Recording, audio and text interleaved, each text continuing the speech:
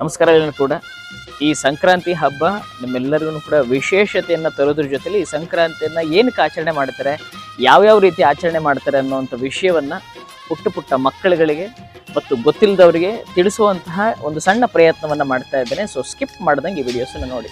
ಈ ಹಬ್ಬದ ವಿಶೇಷ ಏನಂತ ಅಂದರೆ, ಸೂರ್ಯ ಧನುರ್ಮಾಸದಿಂದ ಮಕರ ರಾಶಿಗೆ ಪ್ರವೇಶ ಆಗೋದ್ರಿಂದ ಈ ಹಬ್ಬವನ್ನು ಮಕರ ಸಂಕ್ರಾಂತಿ ಅಂತ ಹೇಳಿ ಕರೀತಾರೆ.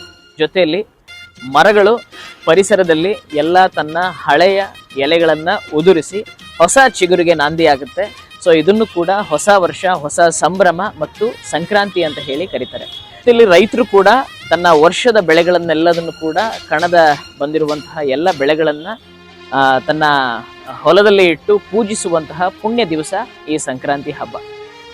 ಸಂಕ್ರಾಂತಿ ಹಬ್ಬವನ್ನು ಈ ತೆಲಂಗಾಣ ಆಗಲಿ, ಮಹಾರಾಷ್ಟ್ರ ಆಗಲಿ, ಪಂಜಾಬ್ನಲ್ಲಾಗಲಿ, ಬೇರೆ ಬೇರೆ ಕಡೆ ಕರ್ನಾಟಕದಲ್ಲಾಗಿರಲಿ, ಈ ಕಡೆ ಎಲ್ಲ ಬೇರೆ ಬೇರೆ ಕಡೆ ಬೇರೆ ಬೇರೆ ವಿಧಾನದಲ್ಲಿ ಆಚರಣೆ ಮಾಡ್ತಾರೆ.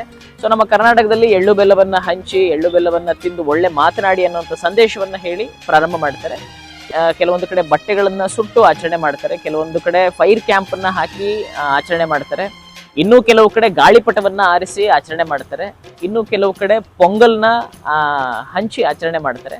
ಸೊ ಈ ಥರ ವಿಧಿವಿಧಾನದಲ್ಲಿ ಆಚರಣೆ ಮಾಡುವಂಥ ಸಂಕ್ರಾಂತಿ ಹಬ್ಬ ಇದಾಗಿದೆ. ಮುಖ್ಯವಾಗಿ ಮಾನವ ಧರ್ಮ ಏನಂತ ಹೇಳ್ತಾ ಇದೆ ಅಂತ ಅಂದರೆ, ನಾವು ಯಾರಿಗಾದರೂ ಓಡಾಡುವಾಗ ಆಗಿರಲಿ, ಕುತ್ಕೊಂಡಾಗ ಒಬ್ರು ಕಾಲಿಗೆ ಟಚ್ ಆಯಿತು ಅಂತ ಅಂದ್ಕೂಡಲೇ ನಾವು ಮೊದಲನೇ ಮಾಡುವಂಥ ಕೆಲಸ ಅವ್ರನ್ನ ಮುಟ್ಟಿ ನಮಸ್ಕಾರ ಮಾಡುವಂಥದ್ದು. ಅಂದರೆ ಯಾರಿಗೇ ಆಗಲಿ ನಾವು ಒಬ್ಬ ವ್ಯಕ್ತಿಗೆ ನೋಯಿಸುವಂತಹ ಕೆಲಸವನ್ನು ನಾವು ಮಾಡಬಾರ್ದು ಅನ್ನೋ ಸಂದೇಶ ಹಿರಿಕರು ಅವಾಗಲಿಂದನೂ ಕೂಡ ಹೇಳ್ಕೊಂಬಂದಿದ್ದಾರೆ. ಎರಡನೇ ವಿಚಾರವಾಗಿ, ನಾವು ಯಾವುದು ಟ್ರಾಫಿಕಲ್ಲಿ ನಿಂತಿರ್ತೀವಿ, ಟ್ರಾಫಿಕಲ್ಲಿ ನಿಂತ ಒಂದು ಆಂಬುಲೆನ್ಸ್ ಸೌಂಡ್ ಆಗಿದ ತಕ್ಷಣ ನಾವೆಲ್ಲರೂ ಕೂಡ ಟ್ರಾಫಿಕ್ ಸಿಗ್ನಲ್ನ ಕ್ಲೋಸ್ ಮಾಡಿ ಅದನ್ನು ನಿಯಮವನ್ನು ತಿರಸ್ಕರಿಸಿ ನಾವು ಆಂಬುಲೆನ್ಸಿಗೆ ಜಾಗ ಮಾಡಿಕೊಡ್ತೀವಿ ಅಂದರೆ ಆ ಜೀವಕ್ಕಿರುವಂತಹ ಬೆಲೆ. ಸೊ ಹಾಗಾಗಿ ನಾವು ಈ ಹೊಸ ವರ್ಷದಿಂದ ಕಂಡುಕೋಬೇಕಾಗಿರೋದು, ಯಾವ ಒಬ್ಬ ವ್ಯಕ್ತಿಗೂ ಕೂಡ ನೋವು ಮಾಡಬಾರ್ದು ಅನ್ನುವಂಥ ಉದ್ದೇಶವನ್ನು ಕಟ್ಕೋಬೇಕಾಗತ್ತೆ.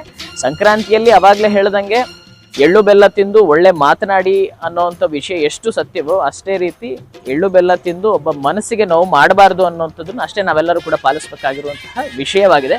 ಸೊ ಇದ್ರ ಜೊತೆಯಲ್ಲಿ ನನ್ನ ಆರಾಧ್ಯ ದೈವ ಅಯ್ಯಪ್ಪ ಸ್ವಾಮಿಯವರು ಇವತ್ತು ಮಕರ ಸಂಕ್ರಾಂತಿಯಂದು ಕಾಣಿಸಿಕೊಳ್ಳುವಂತಹ ಪುಣ್ಯ ದಿನ.